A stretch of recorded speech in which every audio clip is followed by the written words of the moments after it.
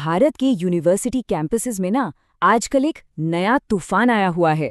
University grants commission, जिसे हम सब यूजीसी के नाम से जानते हैं, उसके कुछ नए नियमों ने पूरे देश में एक बहस छेड़ दी है। अब सवाल ये उठ रहा है कि क्या ये नियम वाकई में न्याय की तरफ एक कदम है या फिर ये समाज को और बांटने का काम कर रहे हैं। सोशल मीडिया पर अगर आप देखेंगे तो #ShameOnUGC और #RollBackUGC जैसे हैशटैग्स की बाढ़ आई हुई है। सड़कों पर भी विरोध हो रहा है। पर आखिर इतना गुस्सा है क्यों? ऐसा क्या है इन नियमों में? देखिए, इस पूरे गुस्से और आक्रोश को समझने के लिए सबसे पहले तो हमें इन नियमों को समझना होगा और साथ ही उस संस्था को भी जिसने ये नियम बनाए हैं, यानी यूजीसी को। तो चलिए एकदम शुरुआत से शुरू करते हैं। ये यूजीसी आखिर है क्या और भारत की हायर एजुकेशन सिस्टम में इसकी ताकत कितनी है? तो देखिए, यूजीसी यानी यूनिवर्सिटी ग्रांट्स कमीशन, ये समझिए कि भारत में हायर एजुकेशन की सबसे बड़ी रेगुलेटरी बॉडी है। इसे 1956 में पार्लियामेंट के एक एक्ट के तहत बनाया गया था। अब इसका काम क्या है?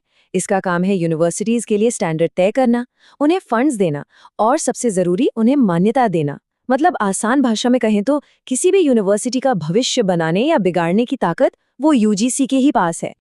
तो हाल ही में इसी यूजीसी ने कुछ नए नियम जारी किए हैं और सारा विवाद, सारी बहस बस यहीं से शुरू होती है। तो ये नए नियम कहते क्या हैं?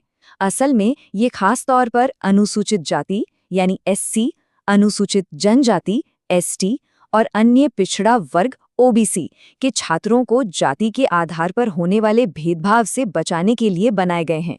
इन नियमों का लक्ष्य है कि कैंपस में किसी भी तरह का भेदभाव न हो और इसके लिए बाकायदा कमिटीज बनाने और शिकायतों पर तुरंत एक्शन लेने का प्रावधान भी है। और एक बात साफ है, यूजीसी इन नियमों को लेकर बहुत सीरियस है। अगर कोई यूनिवर्सिटी इन नियमों को नहीं मानती है तो उसकी मान्यता तक रद्द हो सकती है या फिर छात्रों की डिग्रियां भी रोकी जा सकती हैं। मामला गंभीर है। लेकिन सवाल ये है कि इन नियमों को लाने की जरूरत पड़ी क्यों? ये नियम यूं ही नहीं आ गए। इनके पीछे कुछ बहुत ही दुखद और दर्दनाक कहानियां हैं। ये टाइमलाइन देखिए, पूरी कहानी साफ हो जाएगी। 2016 में हैदराबाद यूनिवर्सिटी में रोहित वेमुला का केस हुआ। फिर 2019 में मुंबई में डॉक्टर पायल तडवी की आत्महत्या का मामला सामने आया। इन दोनों ही मामलों ने कैंपस में होने वाले जाति आधारित भेदभाव की तरफ पूरे देश का ध्यान खींचा। मामला इतना बड़ा कि देश की सबसे बड़ी अदालत सुप्रीम कोर्ट को दखल देना पड़ा और उन्होंने यूजीसी को निर्देश दिया कि वो इस समस्या से निपटने के लिए कड़े नियम बनाए। और बस यहीं से पूरी बहस का जो असली मुद्दा है वो सामने आता है। क्या ये नियम सच में न्याय कर रहे हैं या फिर ये एक तरह के रिवर्स डिस्क्रिमिनेशन को बढ़ावा दे रहे हैं? तो जो पूरी बहस की जड़ है ना, वो यहीं पर है। एक तरफ ये तर्क है कि ये नियम एससी, एसटी, ओबीसी छात्रों के लिए एक जरूरी ढाल हैं जिन्हें भेदभाव का सामना करना पड़ा है। वहीं दूसरी तरफ डर ये है कि ये नियम ये मानकर चलते हैं कि भेदभाव करने वाला सिर्फ सवर्ण यानी जनरल कैटेगरी का ही हो सकता है और उनके खिलाफ अगर कोई झूठा आरोप लगे तो उनके बचाव का कोई रास्ता नहीं है। जो लोग इन नियमों का विरोध कर रहे हैं, उनका मुख्य तर्क यही है। वो कहते हैं कि हमें भेदभाव रोकने से कोई दिक्कत नहीं है। दिक्कत इस बात से है कि इन नियमों का गलत इस्तेमाल करके सवर्ण समुदाय के लोगों को झूठे केस में फंसाया जा सकता है और उनके लिए कोई सेफ्टी नेट नहीं है। और शिकायत की जो प्रक्रिया है उसे काफी तेज बनाया गया है। जैसे ही कोई शिकायत दर्ज होती है, कमेटी को 24 घंटे के अंदर मीटिंग करनी होगी, 15 दिन के अंदर अपनी रिपोर्ट देनी होगी और फिर अगले 7 दिनों में उस पर एक्शन लेना होगा। मकसद साफ है, शिकायतों को लटकाया ना जाए। लेकिन ये मामला सिर्फ नियमों की बारीकियों तक ही सीमित नहीं है। इसके पीछे की राजनीति और समाज पर इसके असर को लेकर भी बहुत गहरी चिंताएं हैं।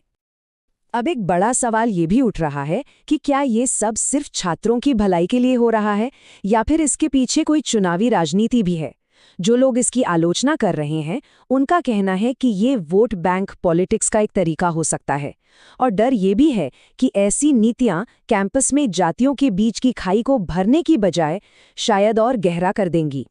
तो अब यूनिवर्सिटीज और कॉलेजों के सामने ये एक बहुत बड़ी चुनौती है कि वो समानता को लागू कैसे करें बिना छात्रों के बीच एक शक और नाराजगी का माहौल बनाएं। ये जो पूरी स्थिति है, ये भारतीय उच्च शिक्षा और हमारे समाज को एक बहुत ही अहम मोड़ पर, एक चौराहे पर लाके खड़ा कर देती है। असल में ये मुद्दा सिर्फ सही और गलत का नहीं है, ये उससे कहीं ज्यादा पेचीदा है। चुनौती ये है कि हम सामाजिक न्याय के रास्ते पर आगे कैसे बढ़ें, बिना किसी नए झगड़े या संघर्ष को जन्म दिए। और अंत में यही वो सबसे बड़ा सवाल है जो ये पूरा विवाद हमारे सामने रखता है कि कोई भी समाज वो अपने इतिहास में हुई गलतियों और नाइंसाफियों को सुधारने की ज़रूरत और आज के समय में हर एक व्यक्ति के साथ निष्पक्षता बरतने की जिम्मेदारी, इन दोनों के बीच संतुलन कैसे बनाएं। ये एक ऐसा सवाल है जिसका जवाब हम सबको मिलकर खोजना होगा।